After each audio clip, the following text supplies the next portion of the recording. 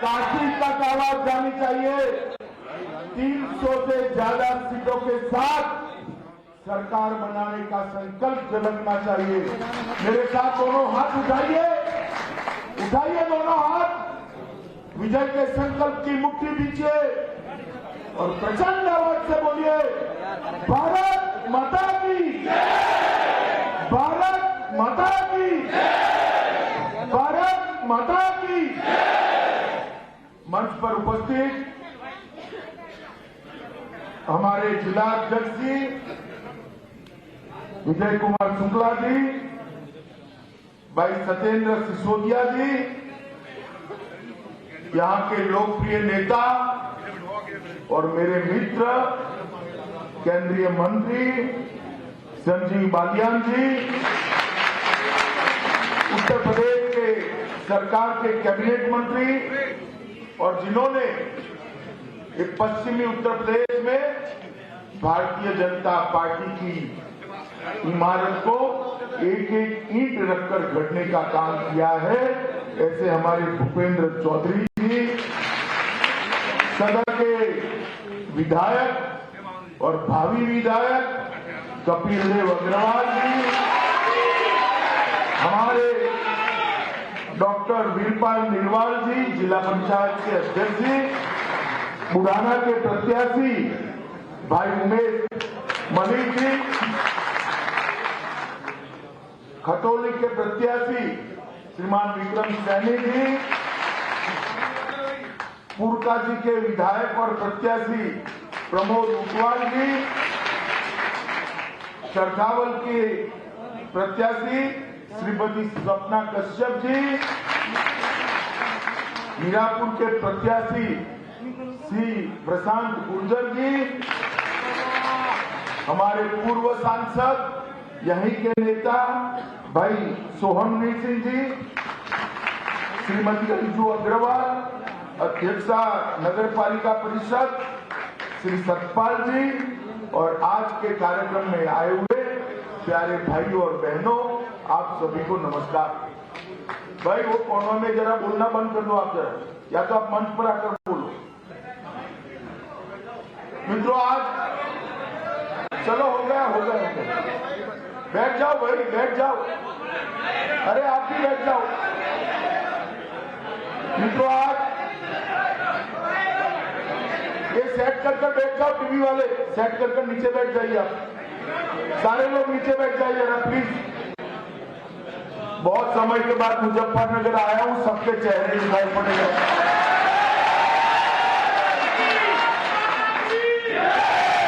मित्रों बहुत समय के बाद मुजफ्फरनगर की एक वीर भूमि पर मैं आया हूं।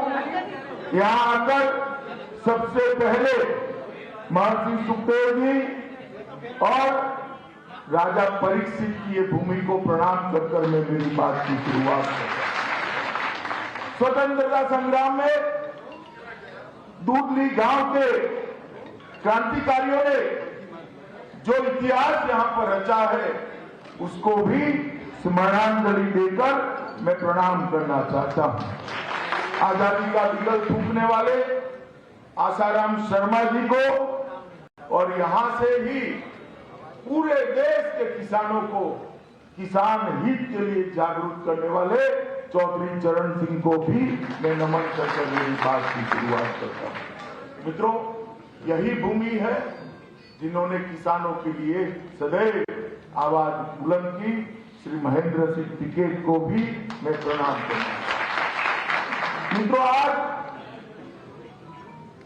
मैं मुजफ्फरनगर आया हूं, तब 14, 17 और 19 तीनों चुनाव मेरे नजर के सामने से गुजरे।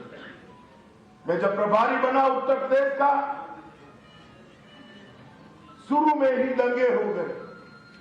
मैं यहां आया, मैंने दंगों की वेदना को जाना था, पहचाना था।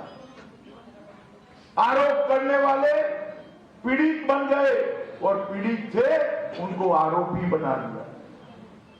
खैर मैं बाद में बात करूंगा, मगर मैं आज भी दंगों की वो पीड़ा को भूला नहीं।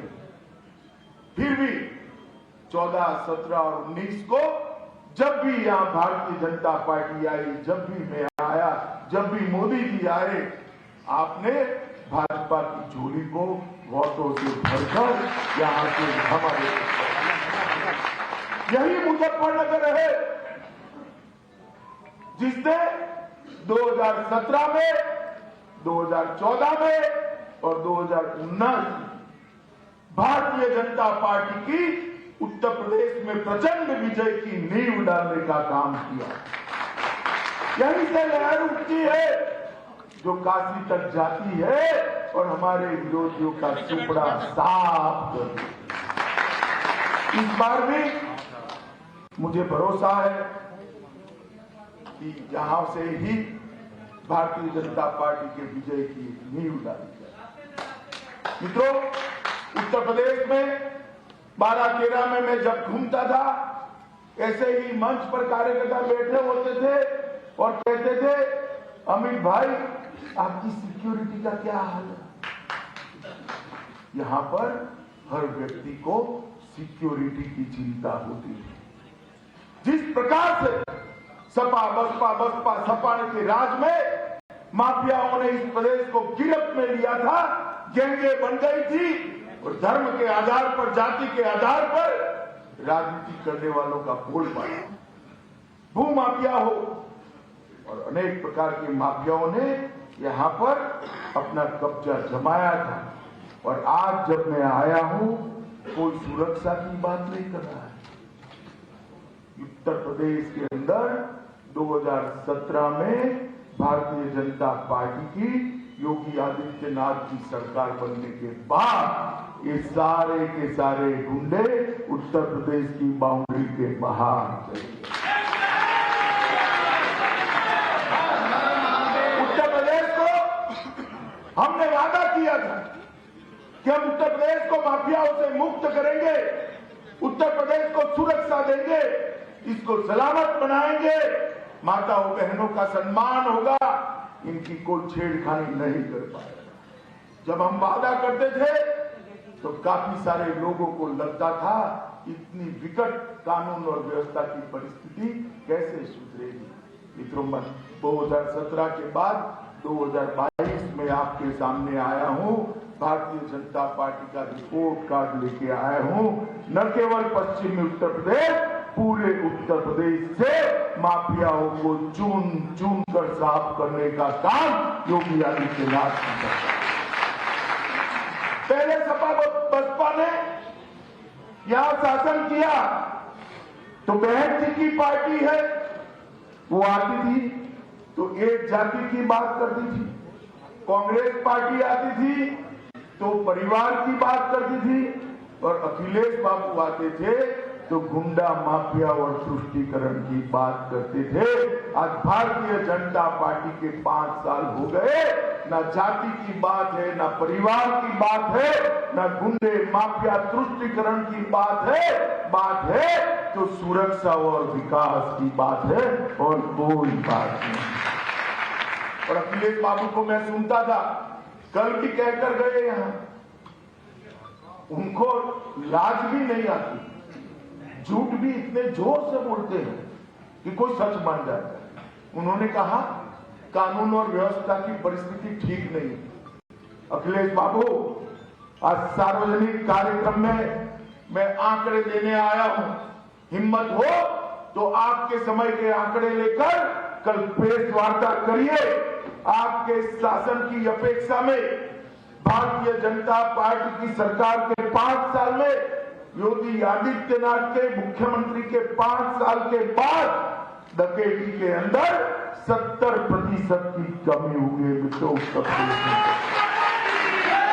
और ये रिकॉर्ड है, लूट के अंदर 69% करीब लूट के अंदर भी 70% की कमी हुई।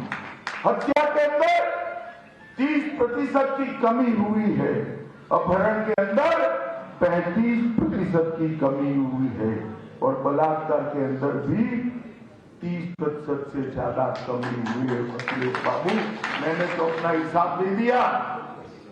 आप आपके शासन के आंकड़े और भारतीय जनता पार्टी के शासन के आंकड़े आप हाथ में लेकर एक प्रेस वार्ता करिए तो पूरे उत्तर प्रदेश की जनता को मालूम पड़ेगा। मुझे मालूम है वो नहीं करे, क्योंकि उनके पास बताने को करें।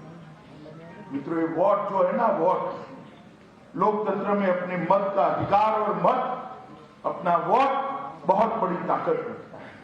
मैं कबीर साहब का एक दोहा मैंने मथुरा में भी कहा था, यहां पर भी कहना चाहता हूं। कबीर साहब ने बहुत खूब कहा है, कबीर लोहा एक है गढ़ने में फेर, ताकी का बख्तर बने ताकी की शमशेर। उत्तर प्रदेश का वोट आपका एक ही है, वो माफिया राज भी ला सकता है और माफिया राज से मुक्ति भी दिला सकता है। अगर सपा बसपा के साथ गया वोट तो फिर से जातिवाद की बात आएगी, फिर से माफियाओं का राज आएगा। अगर गया वोट भारतीय जनता पार्टी के पास तो मोदी जी के नेतृत्व में उत्तर प्रदेश देश का नंबर 1 राज्य बनेगा। मित्रों, उत्तर प्रदेश देश का नंबर 1। मित्रों, मुजफ्फरनगर के दंगे जिस प्रकार से वोट बैंक को ध्यान में रखकर दंगों में पुलिस ने कार्रवाई की, ऐसा पूरे देश में कहीं पर नहीं। जो पीड़ित थे उनको आरोपी बनाने, जो आरोपी थे उनको पीड़ित, और हजारों हजारों केस, फर्जी केस दर्ज करने का काम किया है। मैं तो संजीव बालियान के नेतृत्व में भारतीय जनता पार्टी के संगठन को बहुत बधाई देना चाहता हूं कि फर्जी केस के सामने उन्होंने न्याय की बधाई दी। चाहे अदालत में लड़नी पड़ी हो, चाहे रोड पर लड़नी पड़ी हो, और दंगों के समय भारतीय जनता पार्टी दंगों के पीड़ितों के साथ चट्टान की तरह खड़ी।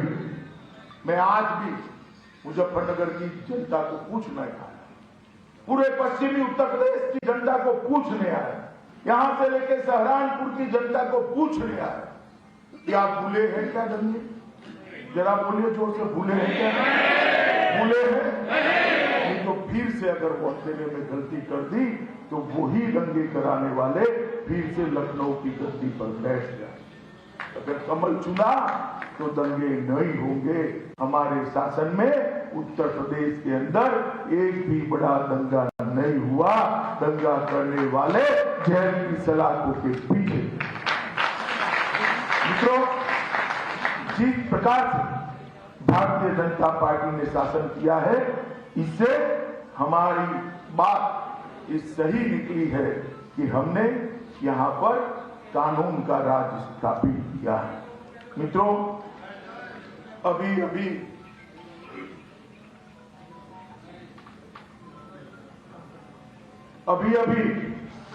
कल अखिलेश जी और जयंत जी की मैंने प्रेस कॉन्फ्रेंस देखी।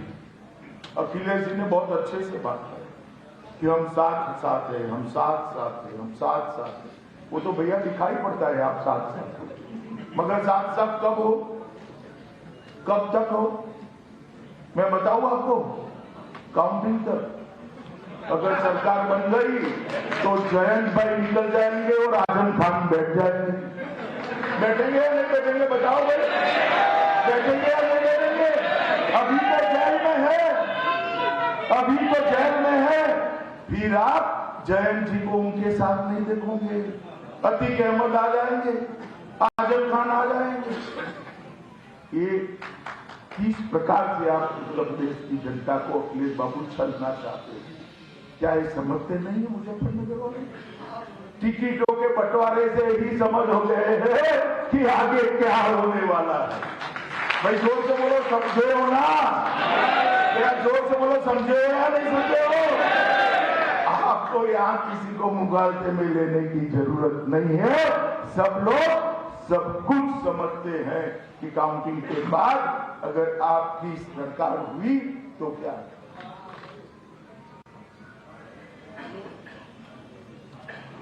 मित्रों, ये भूमि हमेशा वीरों की भूमि है, और विशेषकर जाट समाज हमारी सभी सुरक्षा बलों में और सेनाओं में भर कर हमारे समाज के लोग, यही धरती के लोग, यही पश्चिमी उत्तर प्रदेश और हरियाणा के लोग थे। कहीं पर भी सीमा में चले जाओ, यहां का लड़का आपको मिल जाएगा। मैं तो कई जगह बीएसएफ के कैंप में भी गया, सीआरपीएफ के कैंप में भी गया, कश्मीर गया तो सेना के कैंप में भी गया, सब जगह भी। तो ये वीरों की हमेशा यहां पर देश की सुरक्षा के लिए जान देने वाले लोगों ने कभी पीछे मुड़कर नहीं। और भारतीय जनता पार्टी भी देश की सुरक्षा को प्राथमिकता पर रखने वाली पार्टी। 10 साल तक सोनिया मनमोहन की सरकार थी, याद है ना सरकार? याद है या नहीं है? जोर से बोलो। वो सरकार अकेली नहीं थी, सपा और बसपा का समर्थन था उनको। सपा ने भी समर्थन दिया था, बसपा ने भी समर्थन दिया था। 10 साल देश में शासन किया इन्होंने। 10 साल तक देश की सरहदों को, सरहद के उस पार से पाक प्रेरित आतंकवादी आलिया मालिया जमालिया आते थे, देश में घुस जाते थे, हमारे जवानों का सर काटते थे और पैरों से अपमानित थे। अरे दिल्ली के दरबार में जो नेतृत्व बैठा था, ये सपा बसपा कांग्रेस का नेतृत्व, उनके माथे पर जू नहीं रहे, वोट बैंक की लालच में उठ नहीं करते। बदला लेने की तो बात छोड़ो, आपने कृपा कर दी, 2014 में मोदी जी प्रधानमंत्री बन गए। प्रधानमंत्री बनने के बाद पाक प्रेरित आतंकवादियों को लगा कि ये सब अभी भी हम कर सकते हैं, ये सब हम अभी भी कर सकते हैं। तो उन्होंने उरी में हमला किया, अपने जवानों को जिंदा जला दिया। पुलवामा में हमला किया, 40 जवान मारे गए। मगर पाकिस्तान मुगालते में था, उनको मालूम नहीं था यहां प्रधानमंत्री बदल गया है, पार्टी बदल गई है। अब मनमोहन सिंह जी प्रधानमंत्री नहीं है, नरेंद्र मोदी जी प्रधानमंत्री है। और कांग्रेस सपा बसपा नहीं है, भारतीय जनता पार्टी की सरकार है। मित्रों, 10 ही दिन के अंदर सर्जिकल स्ट्राइक और एयर स्ट्राइक कर पाकिस्तान के घर में घुसकर आतंकवादियों का सफाया। आप मुझे बताइए भाइयों, इस देश को ये सपा बसपा कांग्रेस सुरक्षित रख सकते हैं क्या? तो बोलिए, रख सकते हैं क्या? उत्तर प्रदेश को सपा बसपा कांग्रेस सुरक्षित रख सकती है क्या? केवल और केवल नरेंद्र मोदी के नेतृत्व में भारतीय जनता पार्टी ही देश को सुरक्षित रख सकती है मित्रों। और ये चले हैं कहने के लिए हम कानून का राज लाएंगे। मित्रों, भारतीय जनता पार्टी हर क्षेत्र, हर समाज के हमारे जो पूर्वज हैं उसका सम्मान करने में विश्वास करते। आज तक राजा महेंद्र प्रताप सिंह के नाम पर कुछ नहीं हुआ था। हमने राजा महेंद्र प्रताप सिंह के नाम पर अलीगढ़ विश्वविद्यालय का निर्माण कराने का काम किया और मोदी जी स्वयं वहां गए। और ये जो कार्यांजलि दी है वो सिर्फ महेंद्र प्रताप सिंह को नहीं दी है। टांडा रमाला रोड का नाम चौधरी चरण सिंह के नाम पर रखा, छपरोली बरनावा रोड का नाम महेंद्र सिंह टिकैत के नाम पर रखा, विजयवाड़ा तक जाने वाली सड़क का नाम दादी चंद्रा तोमर के नाम पर रखा। हरियाणा में सर छोटू राम की प्रतिमा को हमने प्रस्तावित करने का काम किया। कांग्रेस पार्टी अगर मूर्ति लगाएगी किसी की तो ज्यादा से ज्यादा राहुल गांधी, इंदिरा गांधी, जवाहरलाल नेहरू, इससे आगे नहीं जाते। उनको तो सरदार पटेल से भी दिक्कत है। ये तो मोदी जी थे जिन्होंने आसमान को छूने वाला सरदार का स्टैच्यू केवड़िया कॉलोनी में बनाया। मोदी जी ने सरदार पटेल को सम्मान देने का काम किया और मोदी जी है जिन्होंने यूक्रेन में सुभाष बाबू के पुतले को लगाने का संकल्प इस 23 जनवरी, जिन्होंने देश के लिए, समाज के लिए योगदान किया है। ये परिवार वाली पार्टियां इनका सम्मान नहीं कर सकती, अपने परिवार के इर्द गिर्द वो। कल बात करते थे किसान की। अखिलेश भाई, आपका और सपा का 10 साल सरकार रहा, पुरानी छोड़ दीजिए, विशुद्ध सरकार 10 साल रही। किसानों के लिए आपने क्या किया, जरा लेकर आइए। हम पूछना चाहते हैं, नरेंद्र मोदी जी ने उत्तर प्रदेश के, सिर्फ उत्तर प्रदेश के अंदर 2,53,58,000 किसानों को 37,800 करोड़ रुपया प्रति साल 6,000 के हिसाब से बैंक अकाउंट में डायरेक्ट भेजने का काम किया है। हमने वादा किया था 2017 में कि किसानों का ऋण हम माफ करेंगे, और 36,000 करोड़ का ऋण योगी जी ने 1 सप्ताह के अंदर माफ करने का काम कर दिया। मित्रों, एक गन्ना का क्षेत्र है, लगभग 1,48,000 करोड़ का गन्ने का भुगतान ये भारतीय जनता पार्टी की सरकार ने, पहले सालों सालों तक हमें मालूम है, उत्तर प्रदेश में 42 चीनी मिलें थी, 21 बंद करा दी। किसने कराई? ये बसपा सपा बसपा ने कराई, ये बुआ भतीजा ने कराई। इसमें घोटाले हुए, सीबीआई जांच भी इसकी चल रही है। हमारे समय में एक भी चीनी मिल बंद नहीं। किसानों का 1,48,000 करोड़ रुपया समय पे चुकाने का काम किया। कुछ जगह देरी हो जाती, मुझे कुछ किसान मिले थे, उन्होंने कहा कि अमित भाई कई बार देरी भी हो जाती है, मैं क्या करें, डंडा लेकर तो नहीं कर सकते, कितना जल्दी के हाथ जल्दी चुकाया मगर देरी होती है। हमने तय किया है, भारतीय जनता पार्टी के घोषणा पत्र में हम घोषणा करने वाले हैं कि जो देरी होगी उसका सूद वो मिल से वसूला जाएगा। सूद चले, किसानों को पैसा देने की बात है। कांग्रेस की सरकार थी, रॉ शुगर आयात करते थे, यहां पर चीनी के दाम गिर जाते थे, चीनी के दाम गिरते थे तो गन्ने की पेमेंट नहीं होती थी। हमने रॉ शुगर पर इंपोर्ट ड्यूटी डालकर किसानों को प्रोटेक्ट करने का काम किया है, और मित्रों परिणाम हुआ है 20-21 की साल में 3,868 लाख टन गन्ना, जो पूरे भारतवर्ष में सबसे ज्यादा है, और 427 लाख टन चीनी, जो भी पूरे भारतवर्ष में सबसे ज्यादा है, वो हमारे उत्तर प्रदेश में। 54 डिस्टिलरियों के माध्यम से हमने यहां पर इथेनॉल बनाने का काम किया है, और लगभग 261 करोड़ लीटर इथेनॉल उत्तर प्रदेश ने बनाया। हमने ढेर सारे किसानों के लिए और काम किए हैं, सारी इरिगेशन की योजनाओं को पूरा करने का काम किया, लगभग 4,72,000 किसानों को फसली लोन देने का काम किया, फसल बीमा का लगभग 2,300 करोड़ चुकाने का काम किया है। और आज इसी का परिणाम है, मैं जो बोलता हूं ध्यान से सुनना मेरे भाइयों, गन्ना, चीनी, गेहूं, आलू, हरी मटर, आम, आंवला, दूध, ये सब में उत्तर प्रदेश सपा बसपा के राज में 1 से 5 में भी नहीं आते थे। आज गन्ना, चीनी, गेहूं, आलू, हरी मटर, आम, आंवला और दूध में पूरे देश में उत्तर प्रदेश नंबर 1। अखिलेश भाई, ये हिसाब लेकर आना जरा, मुजफ्फरनगर फिर से आओगे, मुझे तो मालूम है आओगे नहीं आप। मेरी मीटिंग में होती तो आते भी नहीं आप पश्चिमी उत्तर प्रदेश को कितना महत्व देते हो मुझे मालूम है, मगर फिर से आओ तो हिसाब किताब लेकर आना। मित्रों, ढेर सारे काम पश्चिमी उत्तर प्रदेश में भारतीय जनता पार्टी की नरेंद्र मोदी सरकार और उत्तर प्रदेश की भाजपा की योगी सरकार ने किए। यहाँ पर भी ढेर सारे हैं।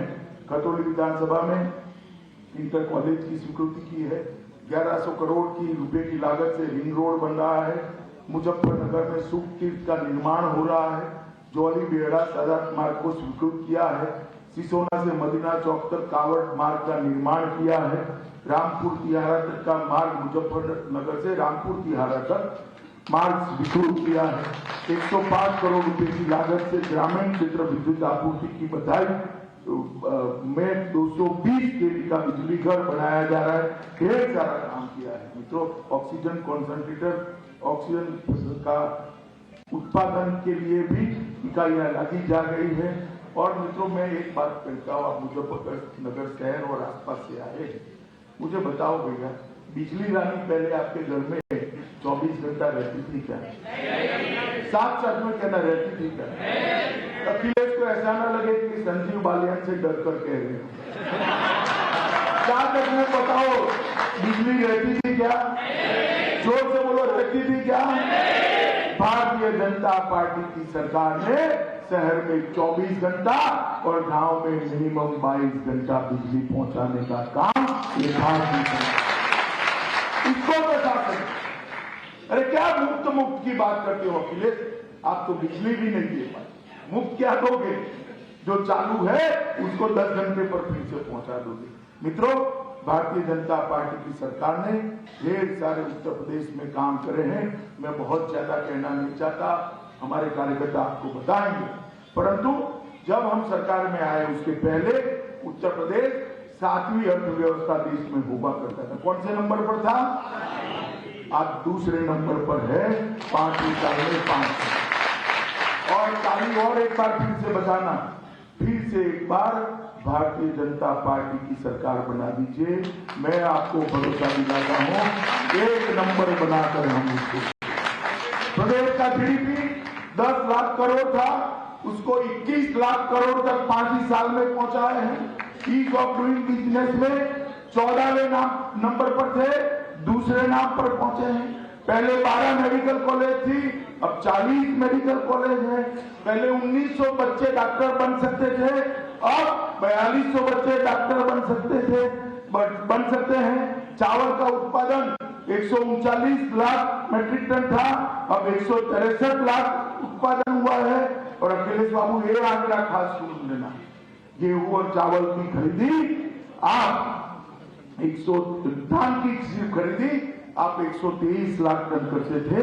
योगी जी के समय में इसको 214 लाख टन करने का काम भारतीय जनता पार्टी की सरकार ने। दलहन का उत्पादन भी बढ़े हैं। आप 4 अड्डे, हवाई अड्डे छोड़कर गए थे, हमने 8 बना दिए। और मुजफ्फरनगर वालों, याद रखना, जेवर का हवाई अड्डा बनेगा ना, उस दिन ही आपकी भूमि की कीमतों में 50% की बढ़ोतरी होने वाली है। इतना मत बोल, जेवर का हवाई अड्डा बनने तक ये मेरठ का एक्सप्रेसवे सिर्फ मेरठ को फायदा नहीं करेगा, पूरे पश्चिमी उत्तर प्रदेश को करेगा मित्रों। और ढेर सारे गरीब कल्याण के काम करे हैं। हर घर में शौचालय पहुंचा है, हर घर में गैस का सिलेंडर पहुंचा है, कई लाख लोगों को, 20 लाख से ज्यादा लोगों को घर दिया है।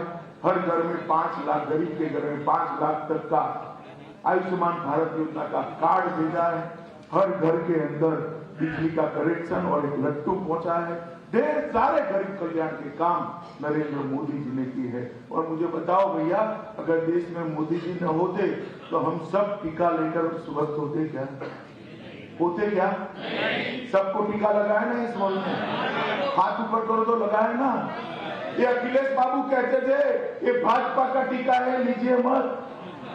उन्होंने नहीं लिया, फिर डरकर उन्होंने भी लगा दिया। मैं अखिलेश जी को पूछना चाहता हूं, आपकी कोई ऐसी आबरू नहीं है कि यूपी की जनता आपकी बात माने, मगर मान गई होती तो तीसरी लहर में क्या होता भैया? क्या होता? सफाया होता या नहीं होता?